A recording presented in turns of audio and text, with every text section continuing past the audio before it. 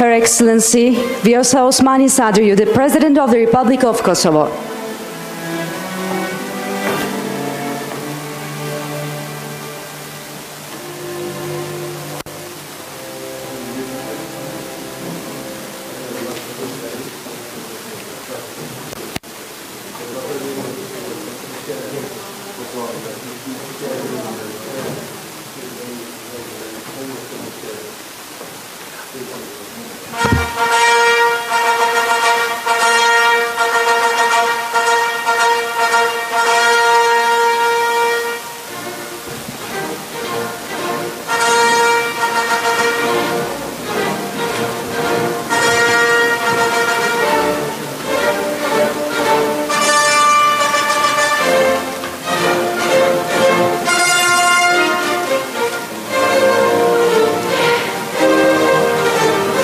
Kosova Cumhuriyeti Cumhurbaşkanı, Ekselansları Sayın Vjosa OSMANI-SADRIU'ya ve kıymetli konuklar.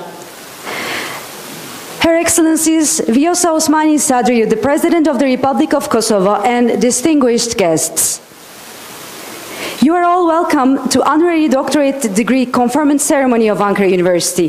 Ankara Üniversitesi tarafından düzenlenen Fahri Doktora Tevdi törenine hepiniz hoş geldiniz.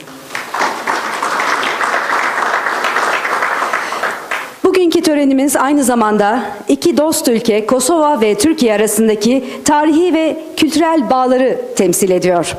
This special ceremony also represents the historical and cultural relations between the two friendly countries, Kosovo and Turkey. Değerli konuklarımız, törenimiz her iki ülkenin milli marşıyla başlayacak ve açış konuşmasıyla devam edecek. Our ceremony will start with the national anthems and continue with the opening remarks. Kosova Milli Marşı, ardından İstiklal Marşımız.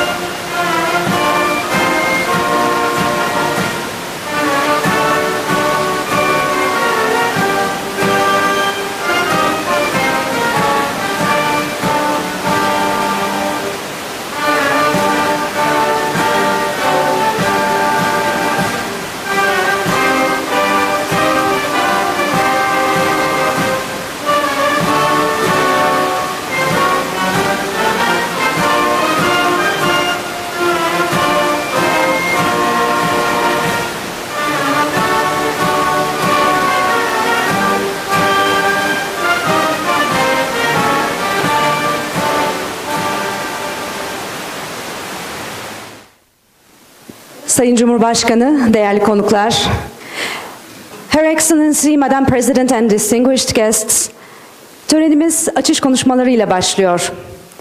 Our ceremony starts with the opening remarks. Ankara Üniversitesi Rektörü Profesör Doktor Sayın Necdet Ünvar'ı konuşmalarını yapmak üzere alkışlarla kürsüye davet ediyorum. Rector of Ankara University, Profesör Necdet Ünvar. Buyurun hocam.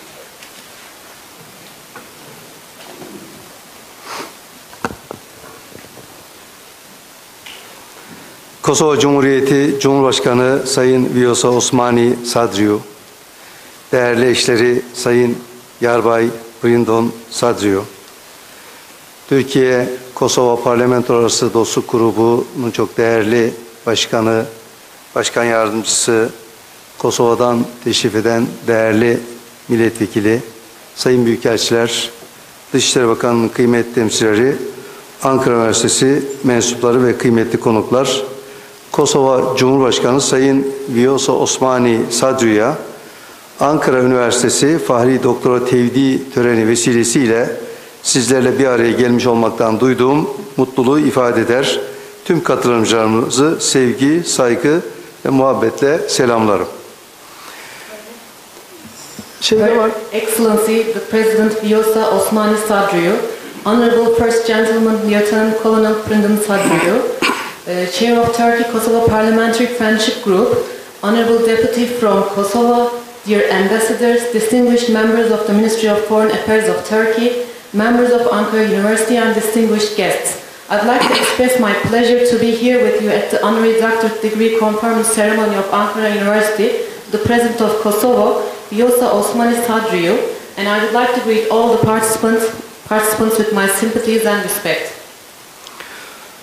Temeli çok güçlü, tarihi, kültürel ve insani bağlara sahip olduğumuz Kosova, Türkiye Cumhuriyeti ve Türk halkı için büyük öneme sahip bir ülkedir. Osmanlı dönemine uzanan ve 600 yıldan fazla zamandır birlikte yaşama ülküsünü paylaştığımız bir ülkedir Kosova.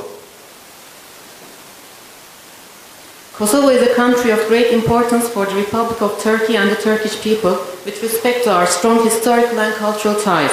Kosovo is a country dating back to the Ottoman period and we have shared the ideal of living together for more than 600 years. Osmanlı Devleti döneminden Kosova'da kalan eserler de bugün köklü medeniyet birlikteliğimizin birer nişanesi olarak varlığını sürdürmektedir. Artifacts remaining in Kosovo from the Ottoman Empire period continue to exist today as a sign of our deep-rooted civilizational unity. Uzun yıllar verdiği mücadelesi sonrası 17 Şubat 2008 tarihinde bağımsızlığına kavuşan Kosova Cumhuriyeti'ni bir gün sonra 18 Şubat 2008 tarihinde tanıyan ülkemiz ile karşılıklı ilişkiler her geçen gün çok daha güçlü boyutlara ulaşmaktadır. The Republic of Kosovo gained its independence on February 17, 2008 after many years of struggle, and Turkey acknowledged the Republic the following day on February 18, 2008. Our mutual relations reached stronger dimensions with each passing day. Prizren başta olmak üzere Kosova'nın farklı şehirlerinde yaşayan 20 bin kadar Türk vatandaşı da ülkemiz ile Kosova arasındaki sarsılmaz bağların temsilcileridir. Türkiye olarak biz daima kardeş Kosova'nın ekonomik gücünün artması ve çevresinde sözü geçen güçlü bir ülke olma çalışmalarına destek vermeye devam ediyoruz. Yüzlerce Türk firmanın da Kosova'da faaliyet veriyor olması Kosova'ya olan güvenin bir simgesidir. About 20,000 Turkish citizens living in different cities of Kosovo, especially in Prizren, are the representatives of the unshakable ties between our country and Kosovo. As Turkey, we continue to support the efforts to increase the economic power of Kosovo and to become a stronger country. The fact that hundreds of Turkish companies operate in Kosovo is a symbol of our trust as well. Sayın Cumhurbaşkanım, değerli konuklar, eğitim alanındaki işbirliklerde özellikle Covid-19 pandemisi döneminde büyük önem arz eden hususlardan birisi olmuştur. Geçtiğimiz yıl Milli Eğitim Bakanlığı ile Kosova Eğitim, Bilim, Teknoloji ve Yenilik Bakanlığı arasında gerçekleştirilen işbirliği çalışmaları bu bağlamda büyük önem taşımaktadır. Her Excellency and distinguished guests, cooperation in the field of education has also been one of the issues of great importance, especially during the COVID-19 pandemic. The cooperation between our Ministry of National Education and the Kosovo Ministry of Education, Science, Technology and Innovation last year is of great importance in this context. YÖK ile Kosova'daki kurumlar arasında daha önce imzalanan ikili işbirliği anlaşmaları geliştirilerek yüksek öğretim alanında da bu birlikteliğin artarak devam etmesi ve ülkelerimiz arasındaki ortak çalışma alanlarının daha da artırılması en büyük temennimizdir. It's our hope that the bilateral cooperation agreement signed between Council of Higher Education and the institutions in Kosovo will be developed, and this cooperation will increasingly continue in the field of higher education, and that the joint working areas between our countries will be further increased. Çünkü özellikle yüksek öğretim farklı ülkelerin faaliyetlerini bir araya getirerek daha yüksek bilimsel çalışmanın ortaya çıkabileceği bir alan olarak stratejik önem arz etmektedir. öğrenci değişiminden ortak çalışmalara kadar pek çok farklı alanda artarak devam edecek çalışmalarımız, işbirliklerimizi de güçlendirerek kültürlerimizi daha fazla etkileşim halinde tutacaktır. Because higher education in particular is of strategic importance as an area where higher scientific studies can emerge by bringing together the activities of different countries. Our work, which will continue to increase in many different areas from student exchange to joint studies, will strengthen our cooperation and sustain the interaction between our cultures. Ankara Üniversitesi olarak da öğretim faaliyetleri ve bilimsel çalışmaları dünyada önde gelen alanlarda güçlü bir yere sahip olan fakülte, enstitü ve merkezlerimizde bu işbirliklerine her zaman hazır olduğumuzu Sayın Kosova Cumhurbaşkanı'nın yüksek katılımları ile onurlandırdıkları bu programda bir kez daha ifade etmek isterim. Bir de şunu söylemek isterim Sayın Cumhurbaşkanım, içeride de arz ettim. İki üniversite ile Ankara Üniversitesi arasında yakın bir eğitim işbirliği anlaşması var. Priştina Üniversitesi ve University College ile. İnşallah bunları da Ankara Üniversitesi olarak daha da ileriye götürmek adına sizin de tensiplerinizle ciddi adımlar atacağımızı ifade etmek isterim.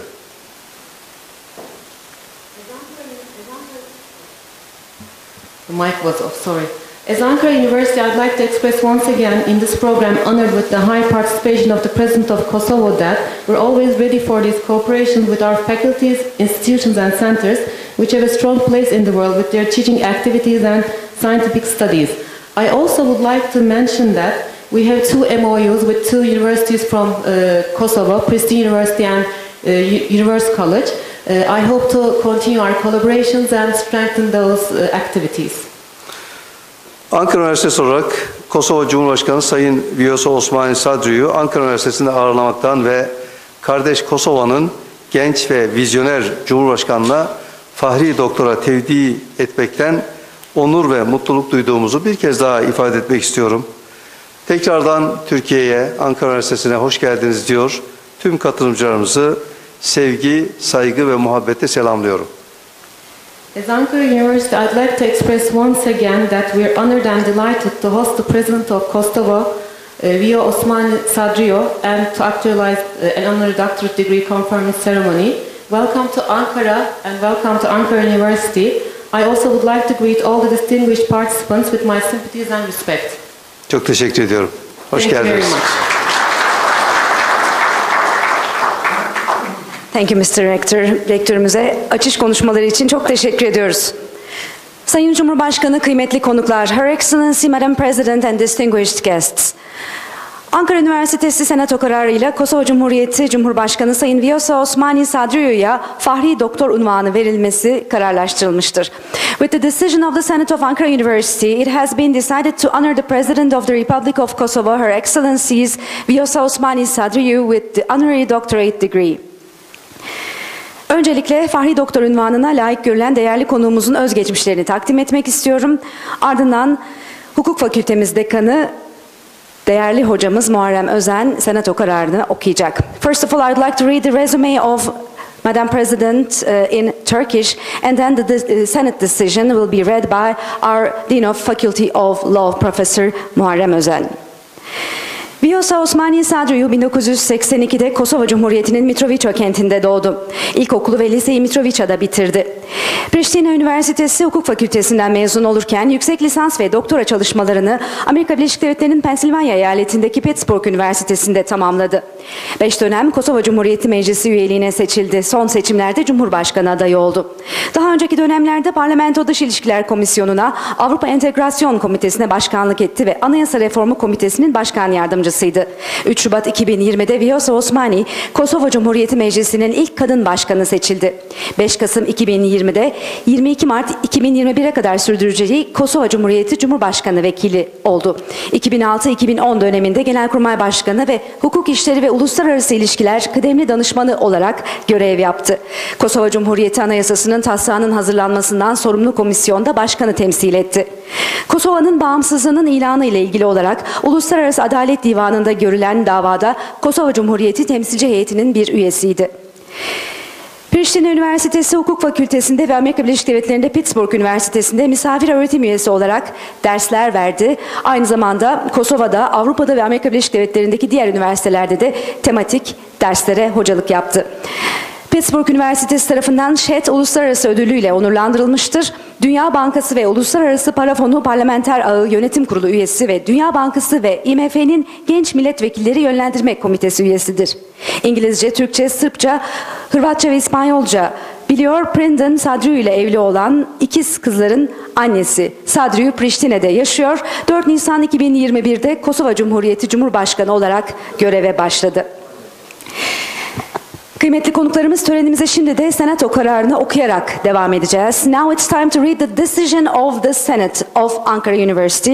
I'd like to kindly invite the Dean of Ankara University's Faculty of Law, Professor Muharrem Özen.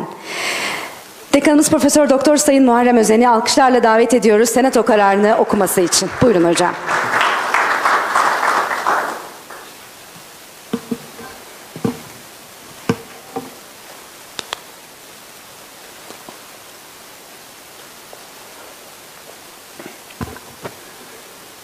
...2008 yılında bağımsızlığını ilan eden Kosova Cumhuriyeti'ni tarihi ve kültürel yakınlığı nedeniyle ilk tanıyan devlet olan Türkiye Cumhuriyeti'nin Kosova'nın bağımsızlığının pekişmesi için siyasi ilişkilerle birlikte eğitim ve kültür alanındaki işbirliğine verdiği önem ile Türkiye ve Kosova arasındaki çok yönlü işbirliğinin gelişmesiyle Balkanların istikrar ve refahına katkı sağlayacağına, Kosova'nın çok kültürlü yapısının ayrılmaz parçası olan Türk toplumunun iki ülke arasındaki tarihi dostluk ve kardeşlik bağlarının daha da pekişeceğine inancımız doğrultusunda Priştine Üniversitesi, RIT Kosova ve Pittsburgh Üniversitesi'nde hukuk profesörü olan Kosova Cumhuriyeti Cumhurbaşkanı Ekselansları Vjosa OSMANI-SADRIU'ya Hukuk Fakültesi Fakülte Kurulu'nun önerisi ve Ankara Üniversitesi Senatosu'nun 21.02.2022 tarih ve 583-5314 sayılı karar ile hukuk alanında Fahri Doktora Tevdi'ne layık görülmüştür. Arz ederim.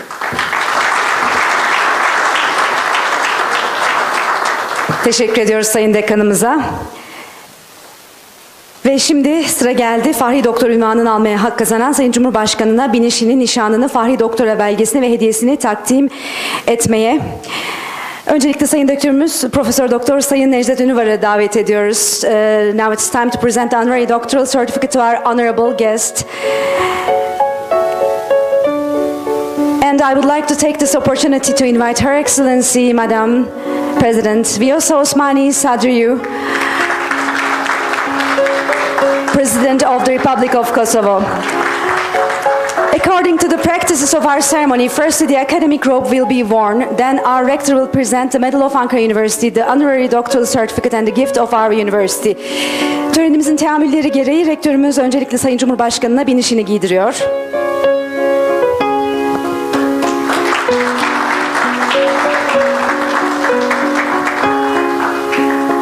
Ardından Ankara Üniversitesi nişanını takdim edecek.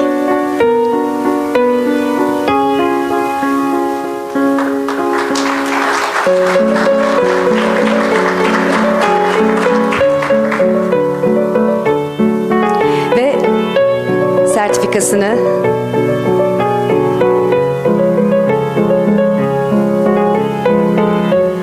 Ankara Üniversitesi Fahri Doktora belgesi.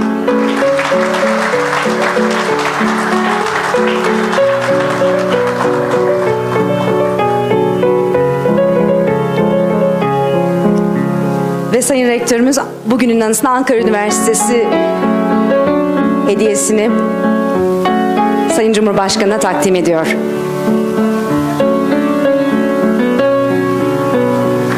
And finally the gift of Ankara University. The symbol of Ankara University is Sandisk.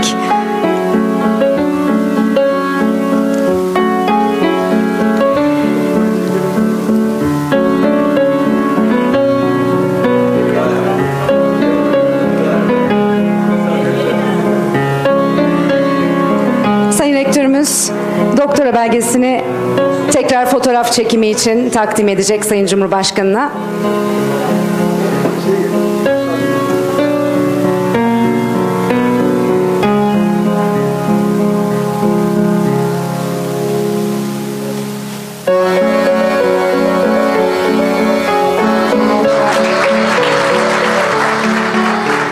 Tebrik ediyoruz.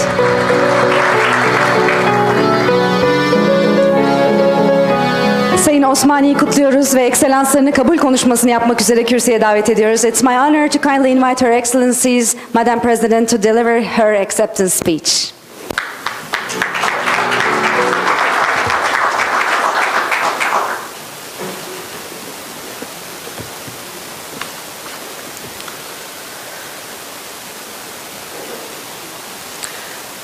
Çok değerli rektör, Honorable Rector of the University of Ankara, Professor Dr. Necdet Unvanı, Dear Dean of the Faculty of Law of the University of Ankara, Professor Dr. Muharrem Özen, Dear Mr. Zafer Işık, Chairman of the Parliamentary Friendship Group between Kosovo and Turkey in the Turkish Parliament, Members of Parliament, Mr. Kervan, who also chairs the Parliamentary Friendship Group between Kosovo and Turkey in our parliament.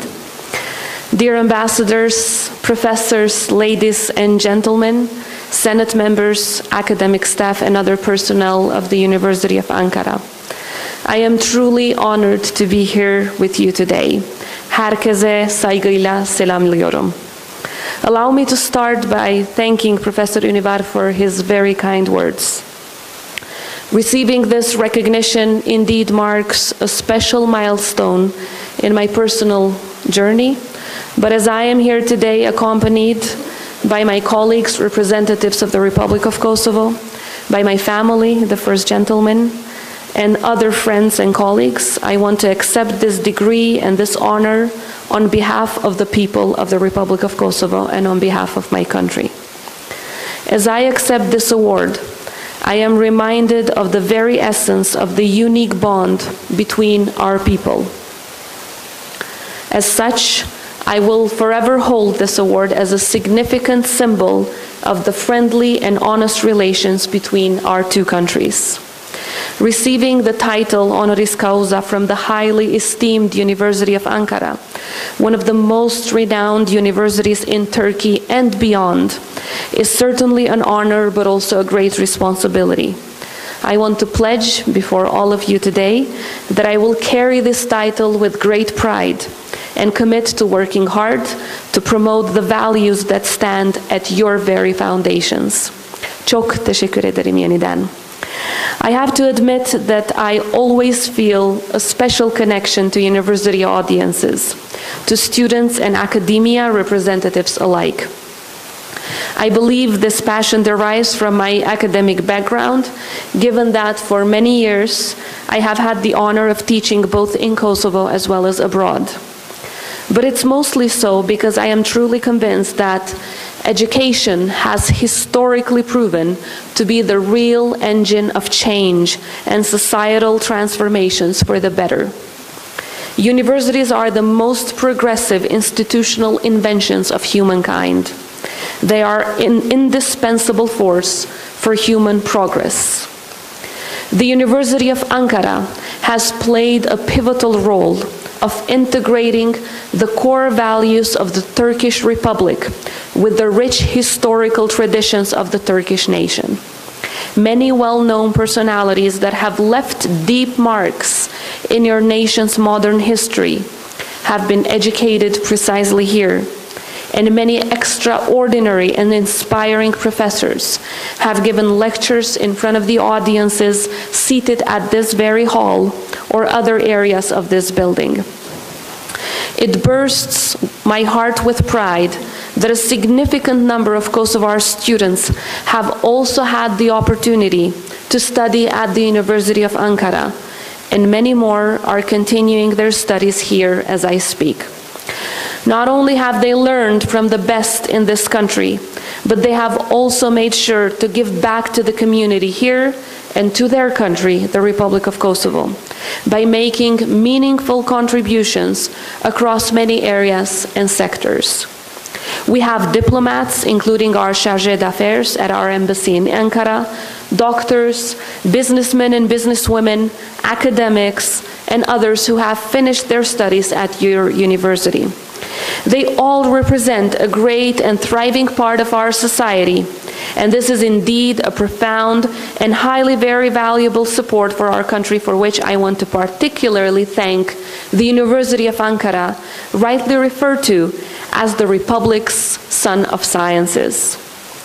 In November 5, 1925, on the occasion of the inauguration of the Faculty of Law of the Ankara University, the Turkish great and visionary leader Atatürk said, and I quote, "For no other institution do I feel such felicity that I feel for this institution, which will be the warranty of the Republic, and I am glad to reveal and to open it."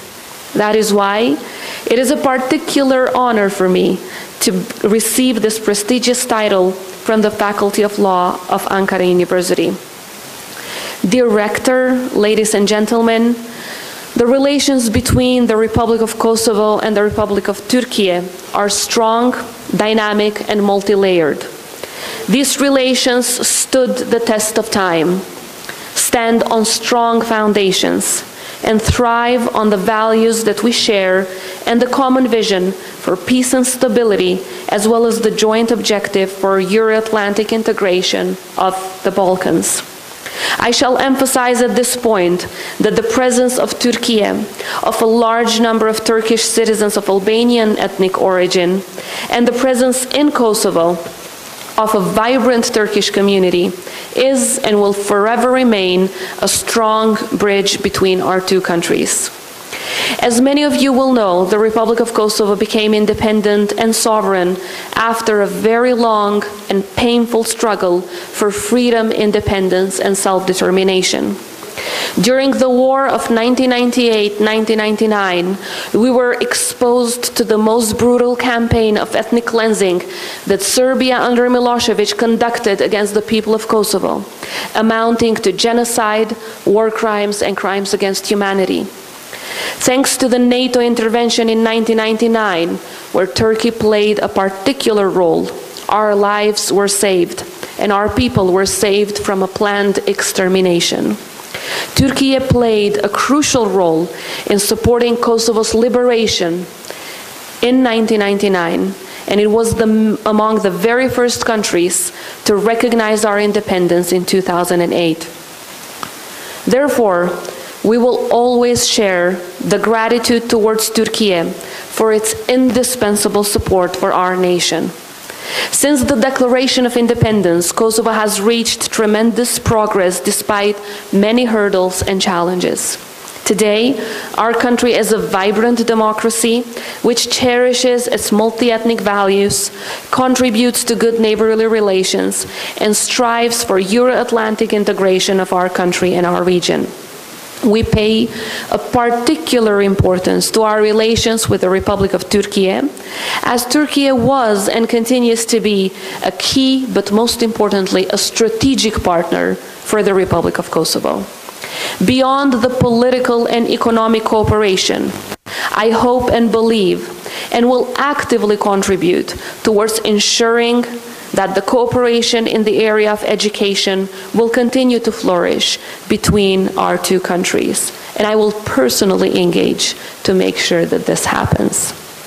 But dear friends, despite the immense progress we have made as a country, and indeed as a continent, today we are all reminded as members of the academia that there are similar threats to peace and security happening elsewhere in Europe as we speak, the same way that they were happening in Kosovo back in 1999. As people around the world were raising their voice for us in 1999, as people from Turkey were raising their voice for us in 1999, let me use my voice today, together with all of you, to speak on behalf of those who need our help today. And while I am delighted to look back at Kosovo's progress with pride and remain overwhelmingly optimistic for our future as a sovereign and independent nation, I am filled with sorrow when I look at what is taking place in our beautiful continent. So I want to dedicate, at least in part, some of this acceptance speech to a people I do not represent, but a people that I respect profoundly and feel for at this particular grave moment in their history. I want to join voices from around Turkey to talk about what the people of Ukraine are going through and the dark times that our continent is going through today.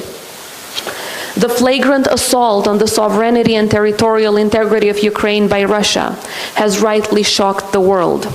It has shocked us because it shows that the battle between democracy and hegemony that is playing out in Ukraine is in fact about so much more than just one country and one aggressive neighbor. Over the last few days, faced with pure and unwarranted aggression, the people and leadership of Ukraine have shown the kind of resilience and bravery rarely witnessed. They have shown the kind of resilience that we, the people of Kosovo, also had to learn and had to show through our darkest days. However, what these darkest moments also teach us is the need to stand together and the value of humanity and of democratic freedoms. When our way of life is being threatened in such a deliberate manner, we must work together for a brighter future. At these difficult times for humanity, let us all pledge to be the voice of the innocent people in Ukraine and all around the world who are suffering today from hegemonies, who are being attacked by aggressors that know no limit to their hegemonies. Let's unite our voices so that we collectively can be heard when we say that freedom and democracy shall once again prevail. They have prevailed in Kosovo back in 1999, and they shall prevail now in 2022. And while we jointly fight Russian propaganda, let us not forget that it is education that without any doubt is the core pillar to that brighter, more prosperous, and peaceful future. Education is what will help us to fight the thriving, dangerous narratives. Education will help us to better ourselves as individuals. Education will help us to build a more open society. Ultimately, education will help us to build a better society. Because it is education which helps us rise above divisions and frontiers and serves as an ameliorating and uniting agent. And on that note, I want to say by thanking you once again from the bottom of my heart for this great honor that you have bestowed on me and on my country and the people that I represent, the people of the Republic of Kosovo. I accept therefore this award and take it as an honor towards the Republic of Kosovo, as well as the people of Kosovo who have such an enormous respect for the people of Turkey and for your country. Çok teşekkür ederim. Thank you, Madam President. Please stay on stage for the photograph. Bugünü ölümsüzleştirmek için bir fotoğraf çekimimiz olacak. Sayın Rektörümüzü ve protokolümüzü davet ediyoruz. We nearly come to the end of our ceremony now. We're going to have a photograph to commemorate this special day. Değerli misafirlerimiz, fotoğraf çekiminin ardından ikramımıza geçeceğiz.